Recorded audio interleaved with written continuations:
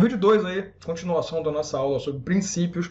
Nós vamos falar aqui sobre princípios implícitos. Eu vou tentar ser um pouco mais objetivo, enrolar menos, que o vídeo anterior ficou grande, né? Não sei se eu enrolei, mas né? Eu sempre gosto de ser bem detalhista. Só para te lembrar, princípios implícitos são aqueles princípios que estão expressos na Constituição e na lei em geral, mas que não necessariamente aplicam-se somente ao direito administrativo, tá? Então, a gente entende que eles se aplicam ao administrativo, são implicitamente aplicáveis, mas não significa que sejam próprios. Só para te lembrar. Mas vamos lá que tem bastante. Aliás, uma coisa. Dependendo do doutrinador, você pode chegar ao cúmulo de encontrar 20 princípios implícitos. E assim, o que as bancas fazem? E eu digo isso todas, sem exagero. Elas pegam o que é comum entre todos. Então, desses vários princípios, eu selecionei alguns, não vou nem tentar chutar, que eu acho que foram 7, 8, sei lá, mas os principais a serem observados, que são aqueles que são cobrados em prova. Tá? Eu estou te mostrando aquilo que é cobrado em concurso, aquilo que é cobrado em exame da ordem. Eu não vou falar de todos. Até porque tem alguns, inclusive, que eu coloquei aqui, mas que eu vou passar reto. Você vai entender, porque a gente vai trabalhar isso mais para frente. Mas eu vou te mostrar aqui aqueles que são mais comuns de serem observados. O primeiro princípio, todo mundo conhece, pelo direito constitucional, o princípio do contraditório e da ampla defesa. Ou o princípio ao direito ao contraditório e ampla defesa. Eu sempre gosto de falar que são dois princípios bem distintos, que muita gente acha que é a mesma coisa, mas não é. O contraditório é o princípio que você tem de contradizer o que foi dito contra você em uma ação, em um processo. Isso é o que a gente chama de defesa. E a ampla defesa se refere aos atos, às ações que você pode produzir para atingir essa defesa. Entendi nada. Vamos lá. Vamos dizer que eu estou sofrendo uma ação judicial, você entra com uma ação contra mim dizendo que eu falei palavrão e falei que o Lula e o Temer são retardados. E você não gostou, porque você é fã do Lula ou do Temer ou dos dois. Você deve ter problema mental, mas tudo bem. Aí você entra com uma ação contra mim. Aí você chega e fala assim, além de tudo, Dalmo falou falou meu nome no vídeo dizendo que eu tinha que morrer porque eu não presto, me detonou. Porra, eu tenho todo o direito de confrontar o que você disse. Porque você está dizendo algo sobre mim.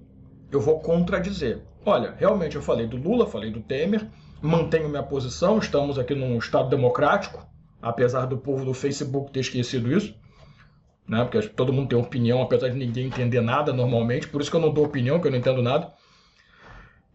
Mas eu realmente, agora, falar dele eu não falei não. Não falei, doutor. Vou mostrar até o vídeo. Então, assim, o contraditório, ele se resumiria basicamente... o cara fala Dalmo fez e eu falar não fiz. Seria essa guerrinha, é a minha defesa. Agora, você percebeu que uma hora eu falei assim, olha, eu vou te mostrar o vídeo.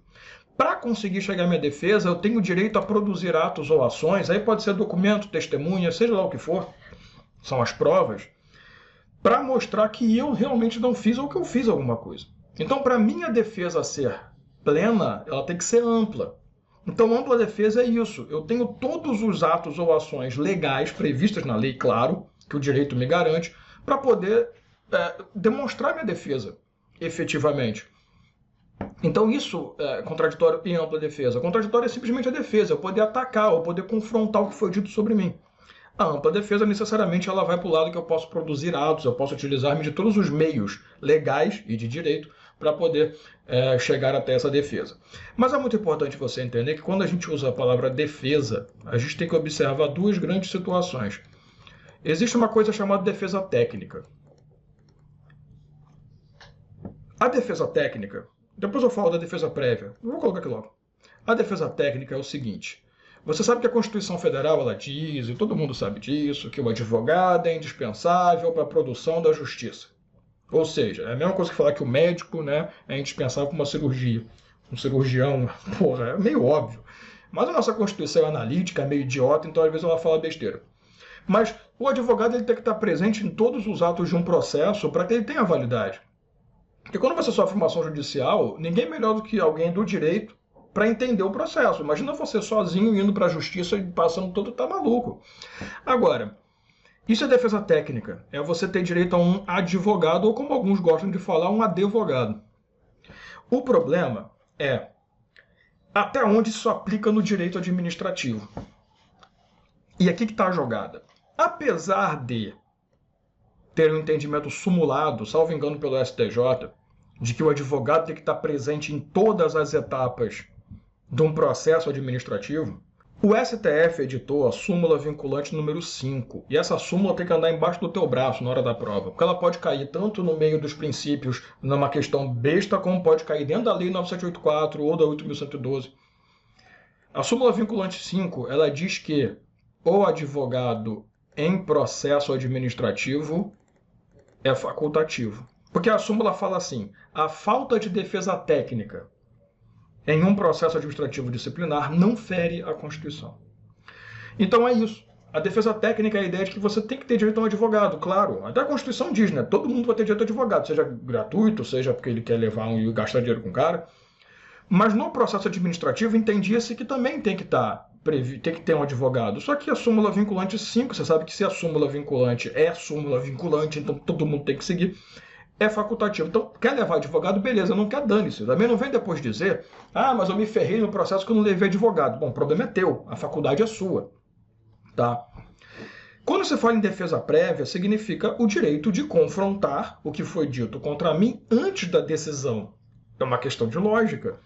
Porque também não adianta o cara chegar, entrar com uma ação contra mim, o juiz sentencia e me manda pagar e depois eu vou confrontar. O nome disso é recurso, não é defesa. O recurso é uma forma de defesa. Não dentro do processo de conhecimento cognitivo inicial que a gente está falando aqui, porque não tem recurso. Ah, mas tem banco de declaração. Você é chato, hein, querido? Tô brincando, você está entendendo, né, onde eu estou querendo chegar. Eu não quero entrar no processo civil, nem no processo penal, nem no processo em geral. Mas entenda o seguinte. É meio óbvio que a defesa tem que ser prévia. Porém, existem exceções. No direito administrativo existem exceções. Estou falando do administrativo, pelo amor de Deus.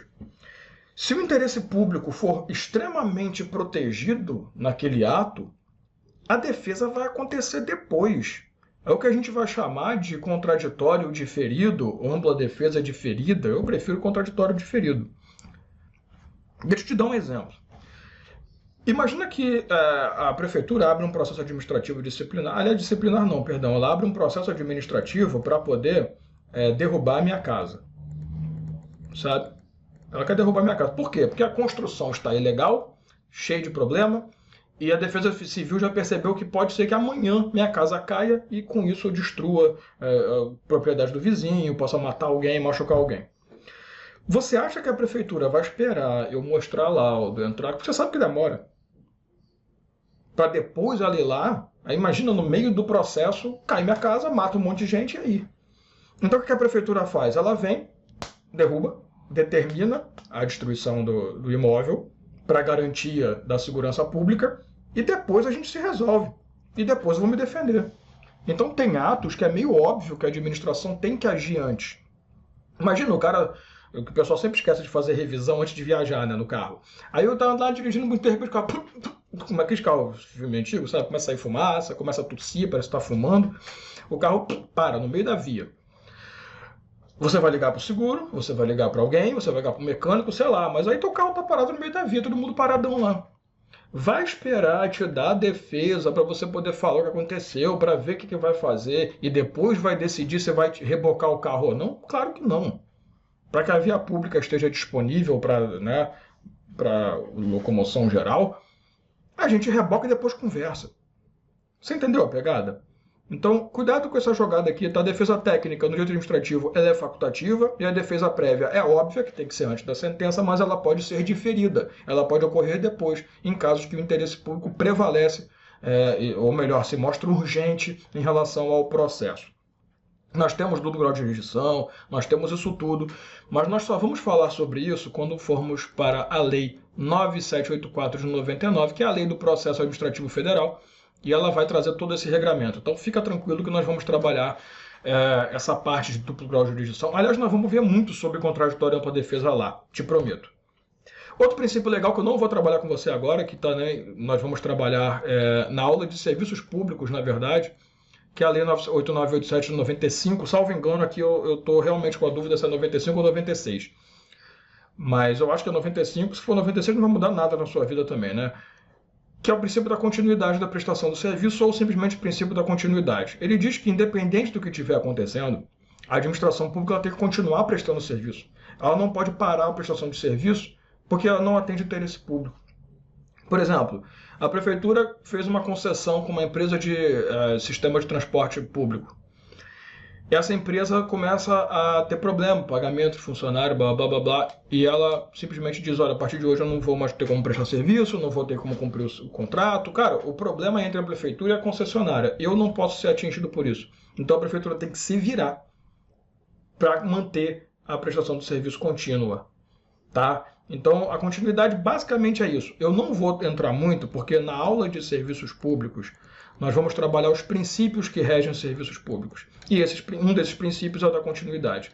Tá? A gente vai ver muito bem essa lei. Eu não vou entrar nessa lei especificamente, mas nós vamos falar de muita coisa dela, porque ela é a lei que rege concessão e permissão de serviços públicos no Brasil. O princípio da autotutela é muito legal.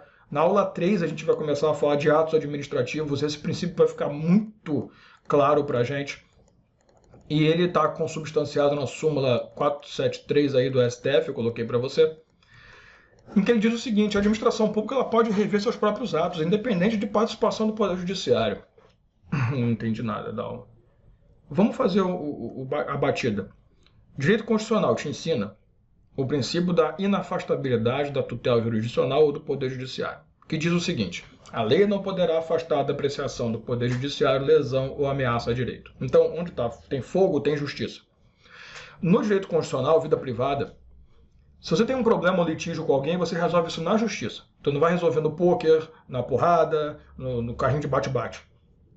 Que é o que a gente chama aquele carrinho lá de supermercado, não, né? Pelo amor de Deus. Até perdi a palavra, eu tô ficando tão velho, cara. Parque de diversão, sabe? A gente chamava de carrinho de bate-bate, tem lugares que eu sei que chama de outro nome, mas tudo bem. Mas lá você tem que chamar o Poder Judiciário. Tu não pode resolver isso de outro jeito. Você não pode resolver jogando Pokémon com o cara, sabe? Agora, no direito administrativo, tem coisas que a própria administração pode resolver. Então imagina que você levou uma multa, e essa multa é indevida. Tu não precisa ir lá na justiça, na Jari ou Jari, que eu já escutei tanta gente chamando de tanto jeito, as juntas recursais do sistema, né, de trânsito. Você não precisa procurar um instituto judiciário, você pode simplesmente ir até a administração pública e falar, olha, essa multa aqui é indevida, cara, não sou eu, não é minha placa, não é o caso, sei lá. E ela mesmo, não, beleza, nós vamos aqui, acabou, ela pode desfazer isso. Eu fui demitido, que foi imputada a mim uma ação. E eu consigo, depois do processo, eu consigo provas. Cara, não fui eu, olha só, olha isso aqui. Meu próprio chefe pode desfazer a demissão, a própria administração pública. Então isso é autotutela. A administração pública ela pode rever seus próprios atos. Isso está na súmula 473. Sejam eles eivados de vício, sejam eles de ilegalidade, seja o que for, sejam eles inconvenientes ou inoportunos. Então a ideia desse princípio é que a administração pública ela pode agir mesmo sem participação do judiciário, sem depender do judiciário. Não quer dizer que o judiciário não possa. Eu vou voltar a bater nisso lá na aula de atos. Mas lembre-se, eu vou repetir para você. A lei não pode afastar o judiciário. A lei não pode chegar e falar assim, somente a administração pública pode. O que a súmula, e vamos falar a lei aqui para ficar em geral, está fazendo é dizendo que a administração pode, sem que o judiciário tenha que participar. Beleza? Isso é autotutela. No direito constitucional, autotutela não existe. Esse daqui é ótimo. São dois princípios que eu gosto de focar, razoabilidade e proporcionalidade. Cara, isso aqui eu vou levar um tempo. O que é o princípio da razoabilidade? O agente público, ele tem que seguir a lei, o princípio da legalidade. Mas, às vezes, a lei ela não é objetiva, ela não chega para você. Isso aqui a gente vai estudar na aula 3, chama-se discricionariedade ou vinculação, que são os poderes do agente. Nem sempre a lei vai chegar e falar, nesse caso você tem que fazer assim. Às vezes a lei pode dizer, caso aconteça tal coisa, você, agente público, pode. Eu sempre gosto, isso aqui eu vou encher o saco, cara, mas há anos eu dou aula assim, eu sempre falo disso. Vigilância sanitária. O agente de vigilância sanitária, quando ele chega e se encontra com uma situação de falta de higiene, falta de conservação de produto, ele tem N opções. Ele pode multar, ele pode suspender a atividade, ele pode destruir os produtos, ele pode inclusive caçar a licença de funcionamento, o alvará de localização, seja lá o que for, né? Tudo que possa fazer, embargar uma obra, o fiscal de obras. Então o cara tem várias coisas, vamos lá, até o fiscal de obra, né? O cara pode multar, o cara pode suspender a obra até que se regularize, o cara pode embargar a obra, que é praticamente a mesma coisa, mas tem lá suas diferenças. Então a ideia é a seguinte, quando a gente público se depara com um caso, ele pode tomar... Às vezes a lei ela dá algumas possibilidades. Às vezes a lei nem dá as possibilidades expressas. Ela fala assim, ó, tu vai fazer alguma coisa relacionada a isso. Ela pode trazer um termo jurídico indeterminado de novo. A gente tem uma lei que vai determinar que a polícia ela pode desfazer uma reunião se tiver tumulto. O que é tumulto? Sei lá. Mas é aí que está a jogada. O que é o princípio da razoabilidade? Quando o agente público tem esse poder de decidir como agir, ele precisa agir de forma razoável, porque lembre-se, quando o agente público faz alguma coisa, ele está atendendo interesse público. Nem sempre o interesse público é que ele cometa ou que ele realize a atividade mais pesada. Às vezes ele quer que resolva apenas aquilo. Então um fiscal sanitário que chega lá e encontra tudo bonitinho, bem cuidado, mas tem uma ou outra falha de conservação, ele pode simplesmente multar e mandar destruir os produtos. Volto semana que vem. Eu não preciso caçar a empresa, não preciso fechar o estabelecimento comercial. O fiscal de obra, se ele encontra uma irregularidade simples, que não vai causar nenhum problema, ele pode só multar e mandar resolver. Mas, se ele encontrou algo muito pesado, você quer que ele embargue, o cara está usando trabalho escravo, acaba com essa obra. Então, o princípio da razoabilidade é isso. Quando o agente público se deparar com uma situação, ele tem que decidir uma coisa chamada meio. Qual é o meio que ele vai utilizar para resolver aquele problema? Quando ele opta pelo meio, ele tem que ser razoável. Existe uma coisa que talvez você nunca tenha ouvido falar, e tem muito professor que me critica por falar isso, mas que eu acho um pensamento muito legal. Existe uma teoria chamada teoria do homem médio. Essa teoria, muito aplicada no direito penal, inclusive, tá? No processo penal, mas é muito legal pra gente. Ela pensa no seguinte: um ato ele se torna razoável a partir do momento que a mediana da sociedade também faria aquilo. Entenda. Eu sempre faço essa brincadeira em sala de aula, o pessoal me entende na hora, mas talvez, vamos ver se funciona aqui também. Um fiscal chega a um estabelecimento comercial, ele entrou, tudo sujo, cheio de poeira, aranha, rato andando pela rua não, né, pelo estabelecimento, entra na cozinha, tudo sujo, tudo mal cuidado. Se você estiver assistindo aula no almoço ou lanchando, para agora, tá? O cara tá lá fazendo aquela maionese, coçando a cabeça, caindo caspa pra cacete, por isso que a maionese é branca, né?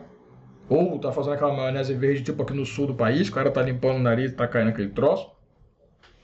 Tudo podre, o cara não lava a mão, panela suja. Igual uma vez que eu fui com uma ex-namorada minha numa pracinha lá em Magé, lá do Rio de Janeiro. A gente foi comprar uma pipoca, eu e minha ex lá e tal. Um beijo, Lorena, se é que você tá vendo isso, que você me odeia, que eu sei.